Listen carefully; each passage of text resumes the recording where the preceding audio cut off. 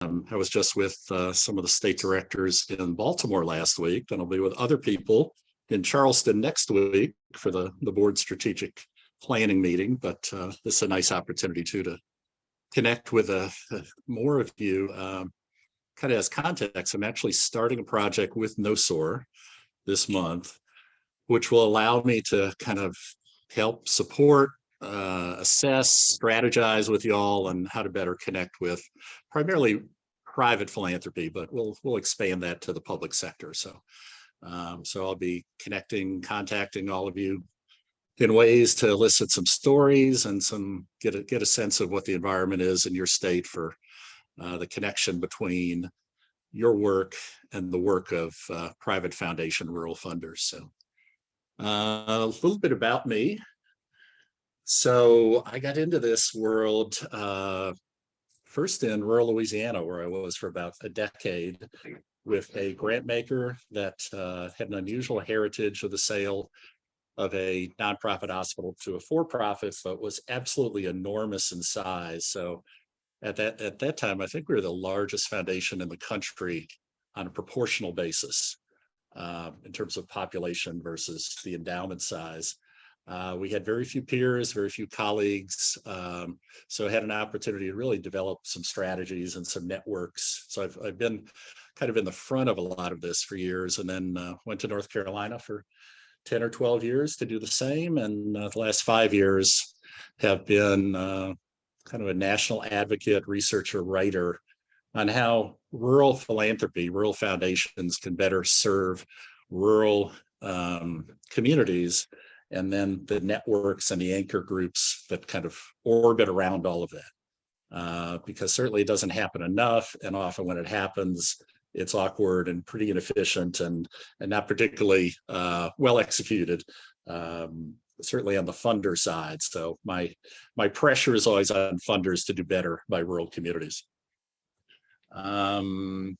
So yeah, now I'm working with funders and funder groups and national and state-based nonprofits, kind of issue agnostic. So rural recovery housing and FQHCs and food security and kind of on from there. But certainly I've always been aware of and connected with the offices of rural health, where I've lived and worked, and particularly in the last 5 years have spent a lot of time talking to many of you for some of my writing and researching presenting projects.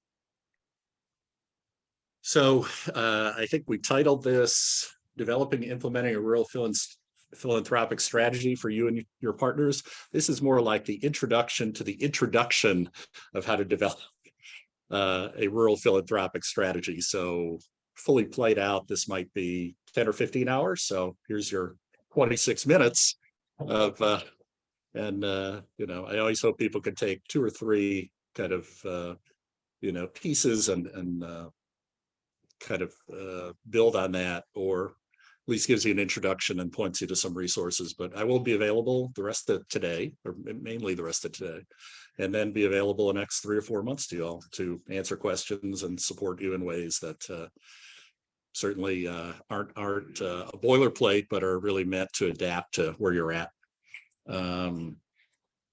Maybe important to say is way in family background. So I've mentioned the South.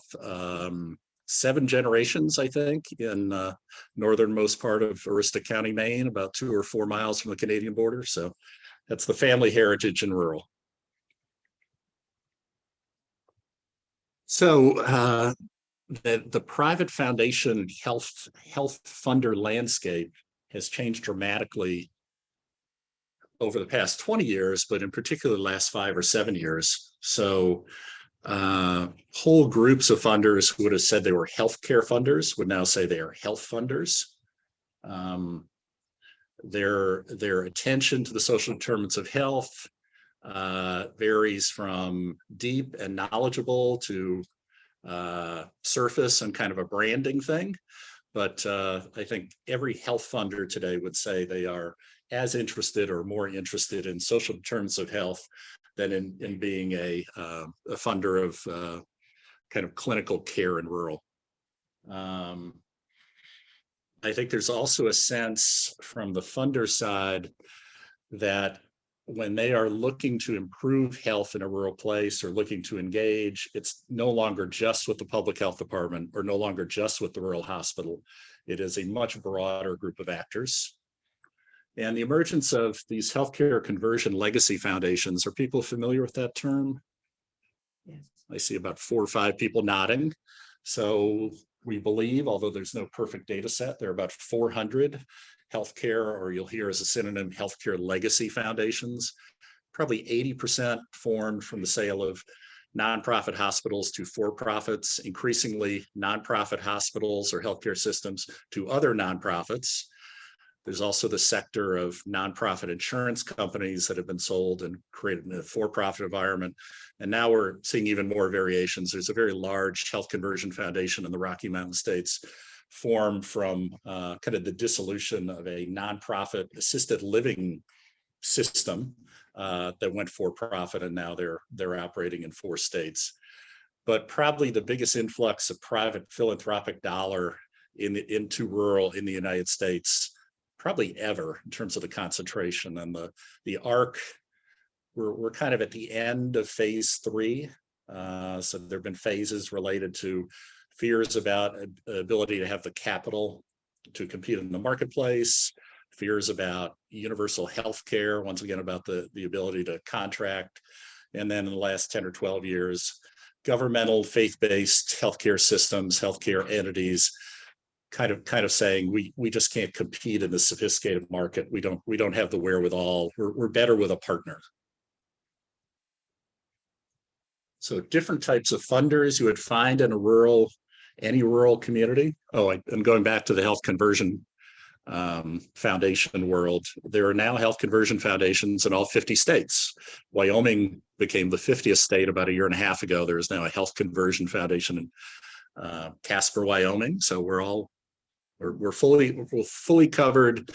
That movement may look different going forward, but will certainly continue. There's certainly still hospitals and systems that are merging and partnering and developing all sorts of relationships. And depending on your state, that may have heavy attorney general or regulatory oversight. In a place like Louisiana, where I used to be, there's no regulatory oversight, and they're pretty much been left alone to kind of define how they would operate and how they would interact with community and who would be on the board and on from there. So the types of funders you would find in any rural place. Some of these are obvious, but some I think are underdeveloped in terms of organizations that you could or might want to connect with, or at least their partners are connecting with. Family corporate funders, we mentioned the conversion foundations again. I'm always talking about local, state, and governmental sources, because for grant seekers and for people like yourselves, I think sometimes this governmental side gets really has a very narrow definition, when in fact we need to be thinking about kind of groups that are in every rural place, area agencies on aging and the Regional Transportation Authority, and these, what you may not think as county government or local government, but certainly are potential partners as well as grant makers. We still have in a lot of rural places a lot of locally owned banks, many of which do charitable giving and are actually handling the assets. So some of the people of incredible wealth who might have lived in a rural community for generations. Corporate funders may have the urban corporate office, but the branch plant or the warehouse or some subsidiary of theirs, often located in a rural place, access to transportation, oftentimes being the kind of the watchword. And then we always have individual donors. If people have heard me speak before, I will almost always say, even in the poorest places in America, there are people giving incredible amounts of money to charitable causes. The problem is often that is out of state or to national organizations, and it's not staying local. So what's the ability, of a kind of an organized effort to keep a lot of those assets and that charitable giving local? Really important on how to build philanthropy, a philanthropic culture in any rural place. So we talk about researching the philanthropic environment. The first question for people who are somewhat new to this might be, well, where do I start? I've heard there's all these foundations, and is there a central repository? Is there, a best way to go about this? The bottom, grant seeking services, information sources, I would always advise that's not the way to go. It's really an easy answer to pay $250 a month or $500 a month to essentially a for-profit whose only purpose is and only information is publicly available already. All they're doing is extracting it and repackaging in some ways. They're not providing any particular guidance or winnowing the choices or advising you, in ways that might be helpful to actually execute some grant seeking. The best sources, I think, are still peers and networks. So, I know some of you're all in different situations. Some embedded in state departments, others in the university side, nonprofits. You have a different structure, many of you to work from, but you still know people, whether they be your existing grantees, partners you haven't thought about, just local people in your community who certainly have relationships with funders. And I'm always amazed if we go through a simple exercise, asking some pointed questions about, have you ever asked, going back, the Meals on Wheels people on a statewide level, where their funding's coming from and who their foundation relationships might be, or the rural physical activity people and who are their funder relationships. And we just often don't think about the fact we know people who actually have ties to philanthropy already without kind of starting from scratch. Grant seeking in the private sector, so private foundations, private philanthropy, the grant writing is often at the 95th percentile. You have done all the legwork. The grant writing is just sealing the deal and is just not where to start. It is kind of the end of the process. And I'm always advising people, to have projects that are kind of shovel ready, that you might have 5 or 6 one-pagers developed of, what you see as a gap, a response to it, who your partners might be, what a dollar amount might be that's fixed to that. Because there is no way you can develop these kinds of partnerships and even kind of a resource plan in response to an RFP that's due 4 or 6 weeks from now. People do that all the time, and sometimes there's necessity out of that. Pandemic obviously created all sorts of needs for urgency in response to funding opportunities. But ideally, you are in a position to respond and have conversations with funders about work that you have percolated a bit, or that you have the partnership solidified, and you're in a position to say, this is the kind of conversation we now can have. Here's what it would look like if you engage with us. So resourcing your grant seeking efforts. And once again, I understand you're all in a very different kind of structural situation. So it's hard for me to create, an umbrella statement. Certainly there are people who are external grant writers that can provide some value, but understanding they can't develop the program, they can't do the partnership development side. And often, whether it be on the governmental side or the private nonprofit side, I find people are handing off all of that to a grant writer or some kind of proposal developer, and you're the ones who know the work, and all they can do is package it. They can't do that kind of relational work on their own. People have in-house or contract development staff, and then increasingly funders are looking for people who are sharing these kinds of resources with other nonprofits or other state agencies. So the idea of, X nonprofit, X state agency, having someone available to them, but shared across different departments or different divisions, funders look upon that really kindly as people trying to maximize their resources. Also creates a sense that you are involved in a more aligned or cohesive effort around your issue. So just another strategy that funders look upon very favorably. So I just want to touch upon the difference between relational and transactional approaches. And this would be the currency of how foundations talk about this issue. Most foundations up until 10, 15 years ago were transactional. That there were certainly exceptions, but the majority were transactional. They put in an RFP or they had a 2 times a year grant cycle. You develop an application, maybe you had a brief conversation with them, you sent in the application, they sent you a yes or no, or some hybrid of that. And then you kind of went on from there. It was probably difficult to even have a sense if the funder was interested. That is rapidly changing and is really much more reflective of kind of governmental grant seeking. And some of you are running grants programs where you're scoring applications and there's a hierarchy of ranking.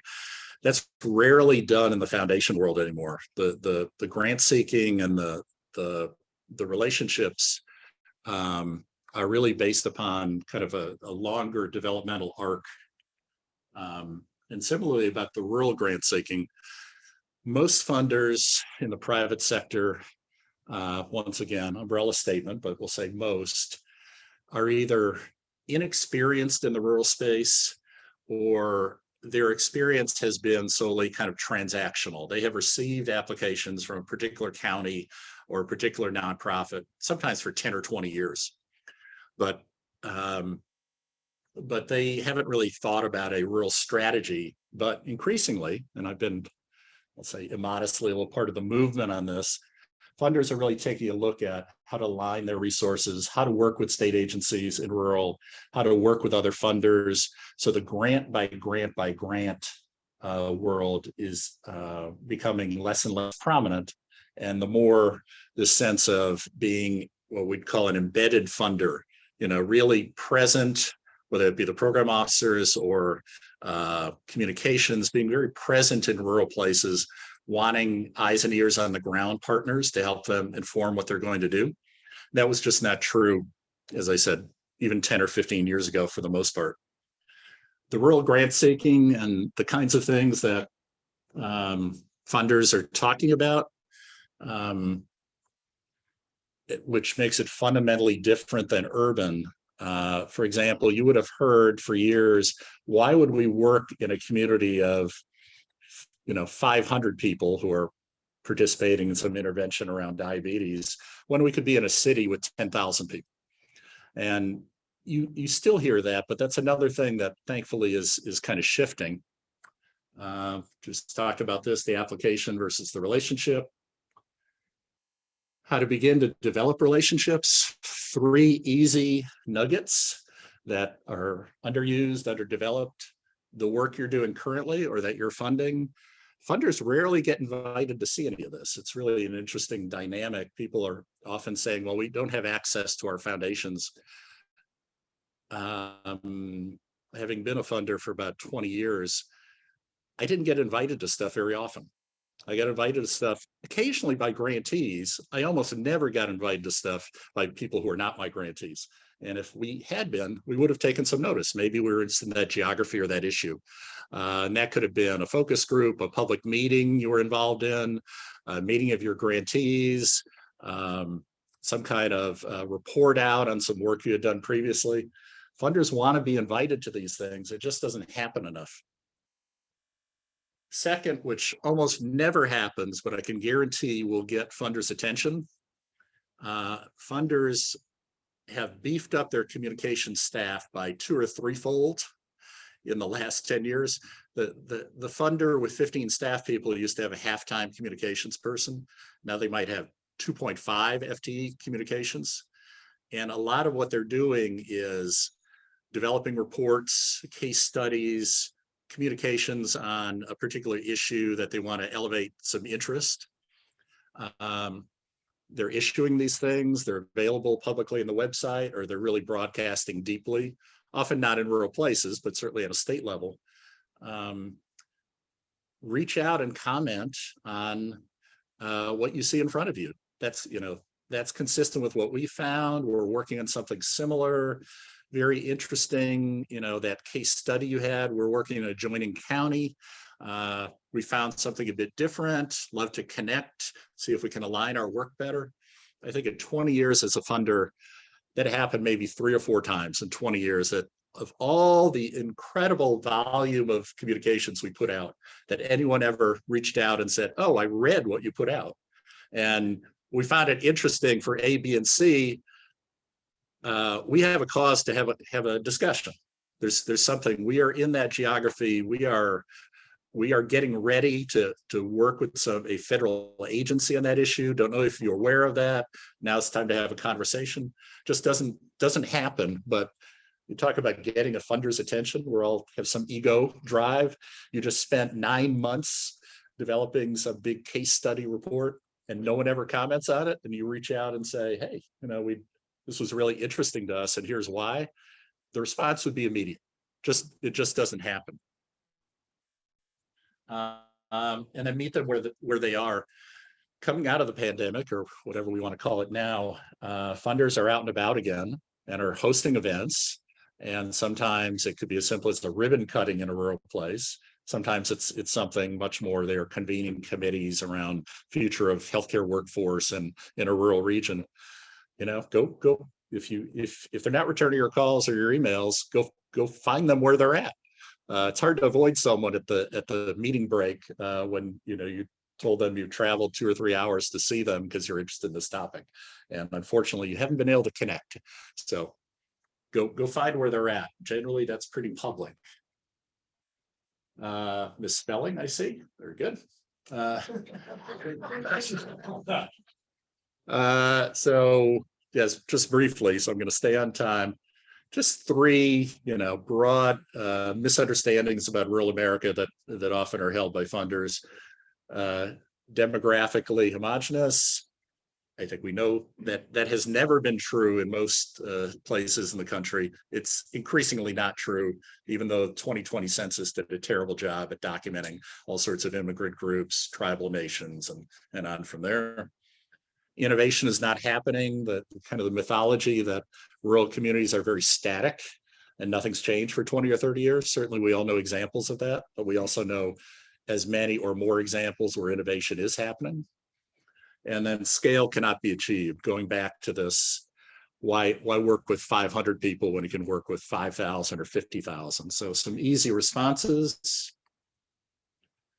You bring out all your maps. The demographics are shifting in some states so dramatically that I don't even think people are aware of it in ways that like the information hasn't caught up yet to their perception.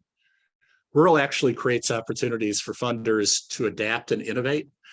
You can't make changes in real time with an intervention with 5,000 or 50,000 people. You've got to kind of let it run its course. Funders investing in rural who might be working with a nonprofit or a state agency or a university where there's 200 people involved, you can actually make changes and improve things in real time. So there's a huge opportunity for learning in this rural work. And then rural is great for piloting and testing. Same idea. The scale is so much smaller and more controllable in a lot of ways. Just a great laboratory. Tom Morris, I'm sure many of you know, with the Office of Rural Health Policy, has often said, the federal people need to start taking our learned lessons from rural and uploading it to urban, rather than always assuming the urban needs to be, the lessons learned in urban need to be adapted for rural. So what's the opportunity to turn that around? Briefly, if you're a funder, you would be looking for a nonprofit or an applicant or a state agency to be connected in some ways to some of these anchor institutions, which are in every rural place. Community colleges are very kind of hot now in the funder world who are doing rural. There's an assumption that community colleges can be hubs for learning, hubs for kind of brokering relationships, facilitation. Briefly, topics for rural interested funders, broadly defined. Put aside health funder, education funder, but just that funders are. If you attended a funder webinar or a funder conference, these would be some of the issues that you wouldn't have seen 5 years ago. You would hear about cross-sectoral work. There's an assumption that if you are doing health work, you are also connected to food and education and all the kinds of things that relate to each other in a rural place. Often given limited leadership resources, people are often very deeply embedded in education and food and kind of the church community and youth sports and on from there. Rural communities of color was not a topic that, except for a handful of funders in the Deep South, anyone was talking about 10 or 15 years ago.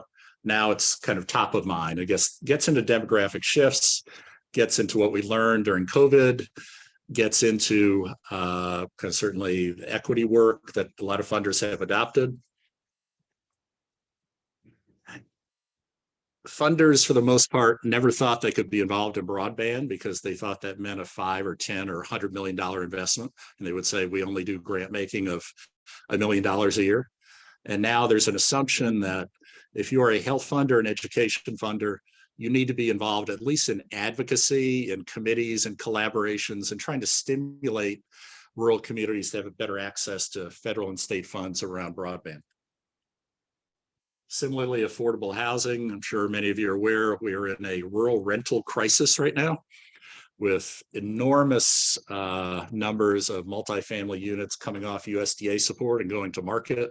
This is an enormous issue in Montana and Idaho, and I'm sure in Vermont and New Hampshire and others that, the rural rental housing stock, which I think at some point 60% was USDA supported, that regulatory environment, those terms of those agreements are all rolling off in a huge way right now. And what's going to happen to the affordable rental housing stock, let alone the single owner housing stock? Maternal mortality, I'm sure many of you have talked about this. And most private funders would want to see, and you in the room have them almost inherently, given your structures, would want to see some relationship with not just all the new federal money, the ARPA money, but relationships with federal district offices, relationships with your regional USDA person, your relationships with your state-based Appalachian Regional Commission or Delta Commission or the Denali Commission. They'd want to see some relationship with federally affiliated funders. Some resources. I'm sure you're obviously familiar with some of these, but I'm sure you can have access to this deck. And these are some of kind of the philanthropy-centric publications, daily blogs, daily newsletters that give you a sense of what funders are interested in, who might be active in your state, what are the trends. So these are kind of the industry insider publications that I think people often on the grant seeking side just aren't aware of, but great resources. And I'm right on time at 9:29. Yeah, I'm happy to take questions. As I said, I'll be around most of the rest of the morning if people, or you just want to give me a card and I'll follow up. And as I develop the little case studies and do my no-SOAR work, we'll connect that way. But yeah, I'll be at the annual meeting in October also, so I'll mention that. But yeah, happy to take questions here or forward, ma'am. Thanks.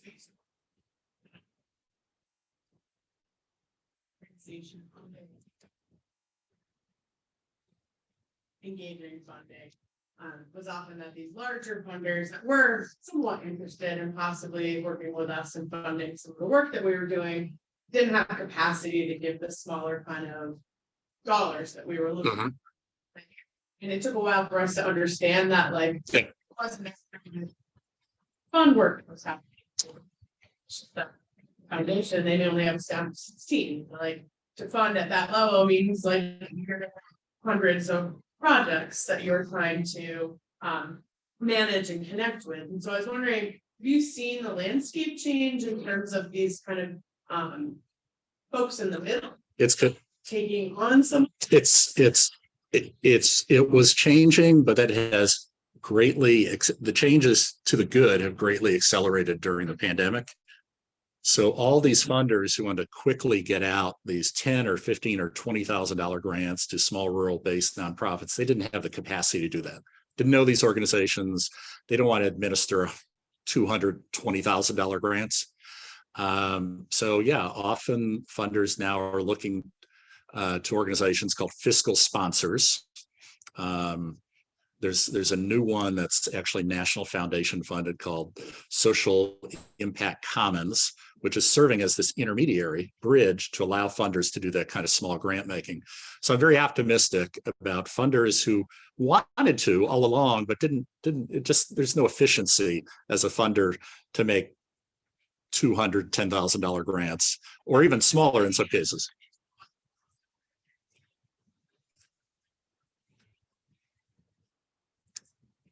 There's no way to even move forward. I think the other alternative, which has always been around, but is more incumbent on the nonprofit side, is to see who else is having those kinds of conversations with the funder about similar things, and could you organize yourself around that and be under one umbrella where essentially they're making 4 or 5 grants by making one grant, where there's a distribution and perhaps based on geography. Here's the Western West Virginia kind of allocation. Here's the Eastern Panhandle, allocation. And so that's more negotiation, and those kind of things take a while to develop. But this even suggesting to a funder these kind of fiscal intermediaries, fiscal sponsors, is certainly appropriate now in ways that they would have said, who are you to tell us how to do our business? Now they recognize they need to be better, do better, to allow smaller nonprofits in rural places to actually engage with them.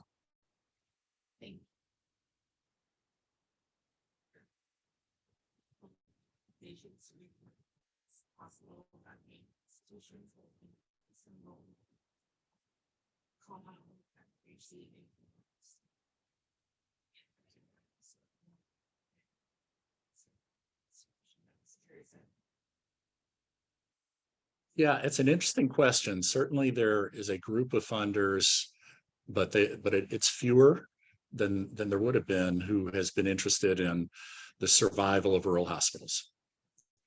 I think now funders kind of attention, their locus is a much broader around healthcare safety net and the healthcare industry, or the healthcare as an anchor for job development, job creation, economic stability, the ability to recruit employers, the ability to have a school system, and the connections between healthcare and education and teacher recruitment and any and all of those things. That it's absolutely of even greater interest than it's been, but the lens has really expanded beyond, well, the hospital is the bullseye, and it's now much more the healthcare safety net, or the healthcare service sector, rather than just the hospital.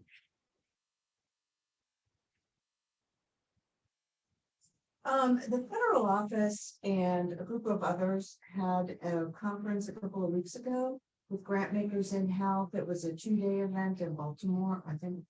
And that seemed to be a really wonderful opportunity to get in front of all of those grant makers about rural issues. Yep. And there's also an emphasis on capital expenditure.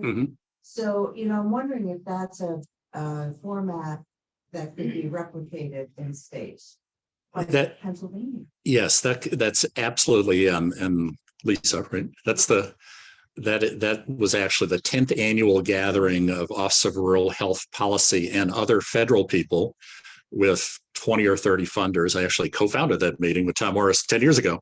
So we've been able to sustain that. But yeah, that could certainly happen on a state level. Every one of your states, with probably 2 exceptions, has its own state-based grant maker group. There is an Iowa grant makers, and there's the Arizona grant makers, and Georgia grant makers. Then there's even bigger kind of regional multi-state alliances. But every one of your groups, your grant maker groups, I think would be interested in at least having a discussion about you, the Offices of Rural Health, bringing together some of your colleagues, allies, partners, to meet with them or to present with them. because I would say, you know, those grant maker groups are often the hub for elevating issues in front of funders in ways that the funder by funder by funder approach will never probably get you any traction. But the statewide grant maker group, which might have, depending on the state, 50 members, in other states might have 200 members or more. That's a perfect vehicle to kind of create a rural presence in front of funders.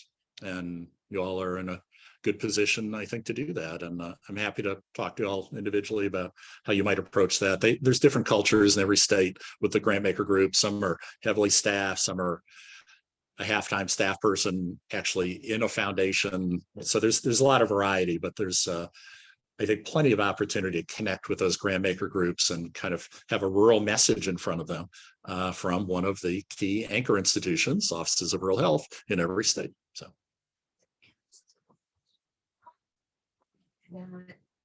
That grant maker organization in our state. Mm-hmm. Well, one simple answer is on the bottom, if you go to that website for United Philanthropy Forum. United Philanthropy Forum is the national umbrella over all these grant maker groups. There are 80 grant maker groups, if you can imagine that, in the country. Some funders are involved in multiple, some just in one, but you'll see the membership list. And just about all the state-based groups, as I mentioned, Iowa, and there's Western Pennsylvania, then there's, I think, Philadelphia has its own separate group.